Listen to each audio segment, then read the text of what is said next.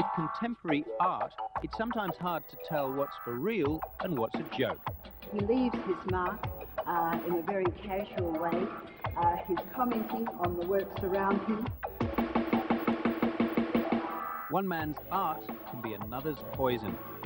And for the uninitiated, it appears almost anything goes. But would you believe that a bunch of artists could win a $100,000 prize for a blood-soaked shower curtain? Well, apparently an Australian group called Aloha did just that.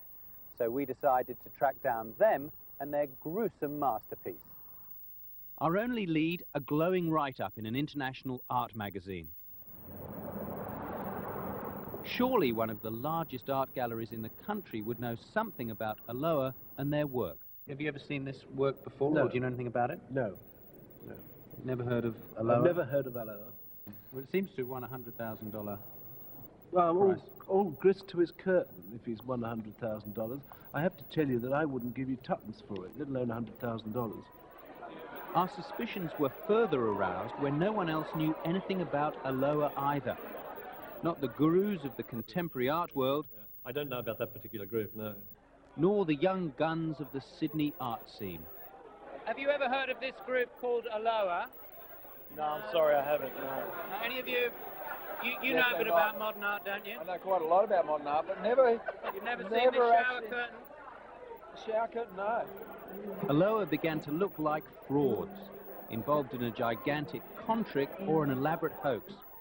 But one man claimed to know the truth. And Aloha doesn't exist. The group that did it don't exist? No.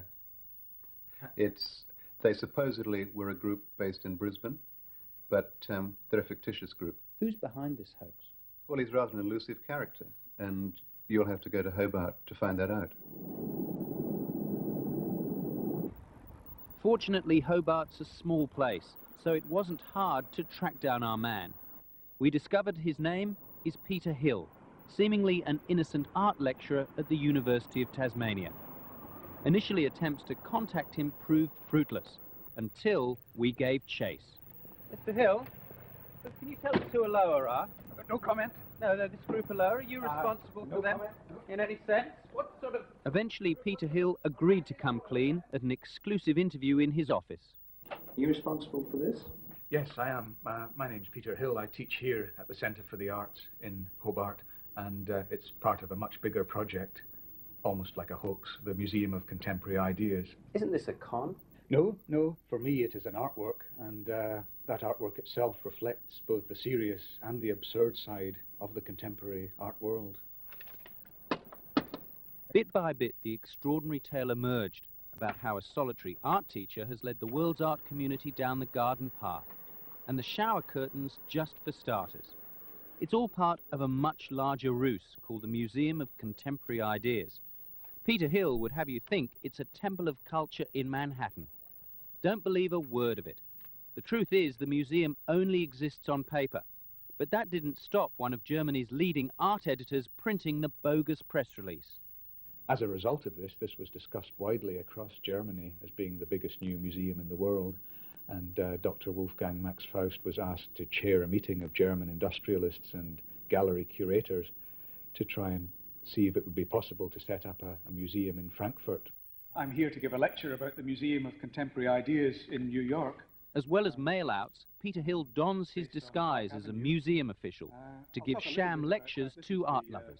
In the main building, this is the information desk. Complete with convincing detail. We have a bookshop and cinema. And the whoppers don't stop there. The group Aloha have become well known for is the Hermann Nitsch shower curtain.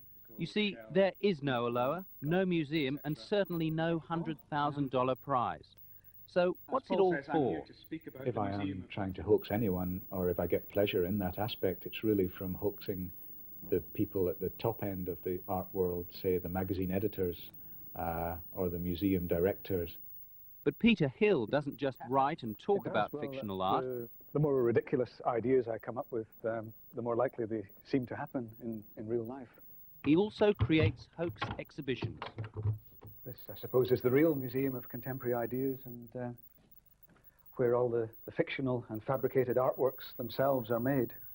These would range from paintings to sculptures to things like these banners on the floor, which are large silkscreen banners to advertise the non-existent art fairs. Aloha is just one of dozens of different artists dreamt up by the conceptual con man. I have made all the works myself, whether they're paintings or sculptures or photographs, but the idea is that someone coming into a gallery would think they've been made by maybe 20 different people. The cheekiest part of the hoax, which has sucked in the art establishment around the world, is that it literally takes place at the ends of the earth. It's not by chance that perhaps Peter Hill, the perpetrator of this fiction, lives in Hobart, the most unlikely place for it to emerge from, and yet, in a sense, perhaps an area that it could only emerge from. Now the very art establishment which Peter Hill has sent up something rotten are saying that he's at the cutting edge. And it's a very clever idea to take a concept of a prestigious institution with a New York address, but to actually be working somewhere else in the world. And I find that very much the art of the 90s. Okay, come on, just a bit happy there. I already have. There's obviously a lot of posing involved in maintaining the multifaceted fiction. My own position in the museum is assistant press officer, so I don't even get on the letterheading. But watch out, because this movement is bigger than one man. There's a whole school of fictive artists out there.